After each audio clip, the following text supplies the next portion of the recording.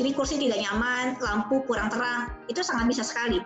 Misalkan online learning misalnya, karena kursi tidak nyaman sehingga kemudian ketika dosen menjelaskan itu si komunikan ada hambatan teknis tertentu sehingga dia nggak clear ketika dosennya menjelaskan.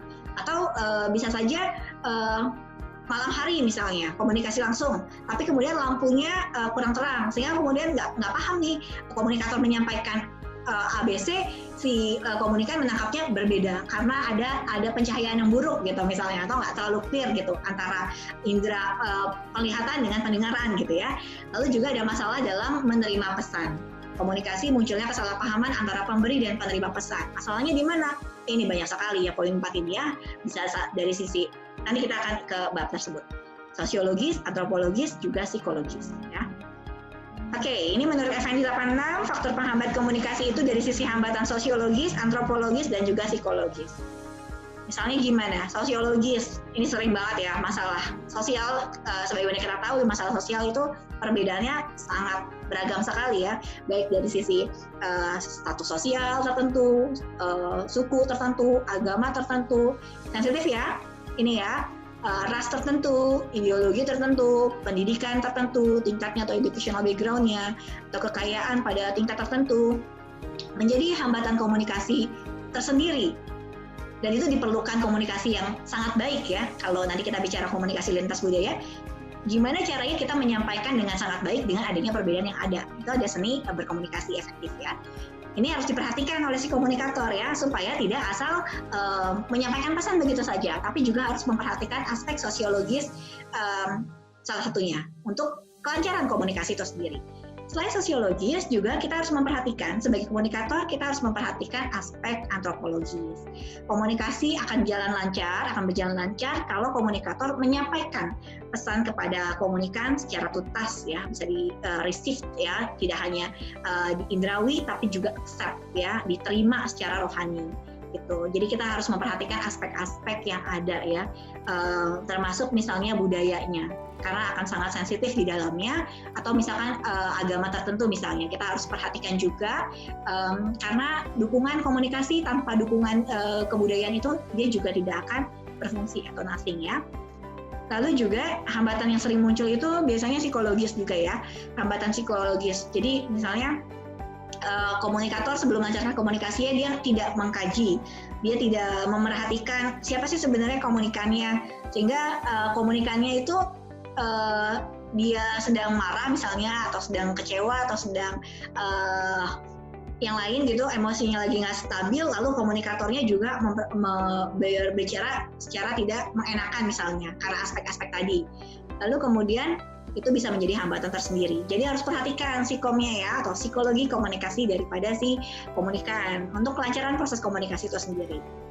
Prasangka juga teman-teman, ini sangat banyak sekali ya masalah kalau kita lihat saat ini, masalah komunikasi hanya disebabkan karena prasangka atau prejudice tertentu dari si komunikan terhadap si komunikator ya. Bisa saja karena aspek antropologisnya atau sosiologisnya, atau perbedaan suku tertentu atau agama tertentu ya, atau ras tertentu ya. Hari ini ya kalau kita lihat masalah budaya itu kan banyak banget, juga masalah karena beda partai politik misalnya, beda ideologi, itu kemudian menjadi pemicu daripada prasangka tertentu oleh si komunikan terhadap si komunikator. Padahal harusnya kita menghindari prasangka ya, karena dengan prasangka itu seseorang itu menjadi emosinya tidak stabil ya, kemudian dia tidak dapat menarik kesimpulan dengan menggunakan pikiran yang rasional. Jadi ini sangat penting sekali untuk diperhatikan juga bagi sisi komunikannya. Baik, lalu bagaimana caranya supaya komunikasi ini bisa lebih baik begitu ya, gitu kan ya. Permasalahannya sudah kita sampaikan, maka kemudian gimana cara memperbaiki komunikasinya?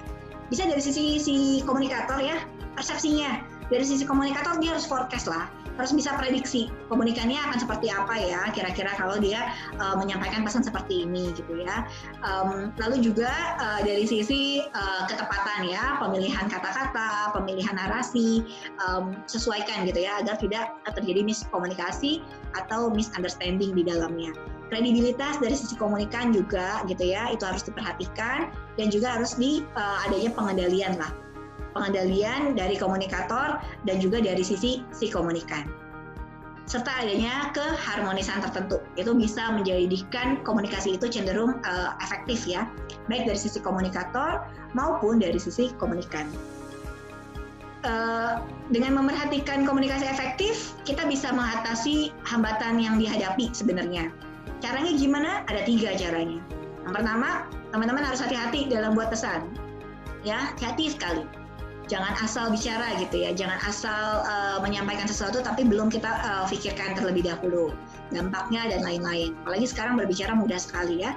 Masalahnya adalah kita sudah memperhatikan belum yang kita bicarakan itu memang betul atau menyinggung orang lain misalnya. Ya. Lalu yang kedua adalah meminimalkan gangguan dalam proses komunikasi, dan yang ketiga adalah mempermudah upaya umpan balik antara si pengirim dan penerima pesan, sehingga pemberian umpan balik tersebut dapat memberikan manfaat yang cukup berarti, gitu ya. Kalau dari sisi meminimalkan gangguan dalam proses komunikasi, bisa dengan pemilihan saluran komunikasi ya, yang hati-hati. Komunikator itu harus bisa memilih komunikasi dengan saluran apa, secara online kah, atau online pun dia dengan menggunakan apa, gitu ya. Itu harus diperhatikan dari sisi komunikasinya. Supaya apa? Supaya komunikasi efektif itu bisa terjadi. Sehingga nantinya ini, poin 3 ini, umpan balik antara si pengirim dan si penerima pesan itu bisa terjalin dengan baik.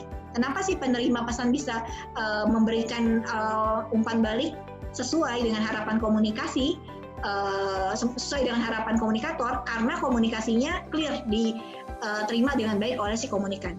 Kalau si komunikannya tidak menerima dengan baik atau banyak hambatan teknis, maka komunikasi itu bisa jadi tidak efektif, gitu ya. Baik, demikian dulu dari saya, teman-teman. Nanti kita lanjut lagi untuk video berikutnya. Terima kasih atas perhatiannya teman-teman. Sukses selalu, sehat-sehat selalu. Subhanallahumma wa bihamdika, asyhadu an la ilaha illa anta, astaghfiruka wa atubu ilaik. Terima kasih teman-teman. Wabillahi taufiq wal hidayah. Wassalamualaikum warahmatullahi wabarakatuh.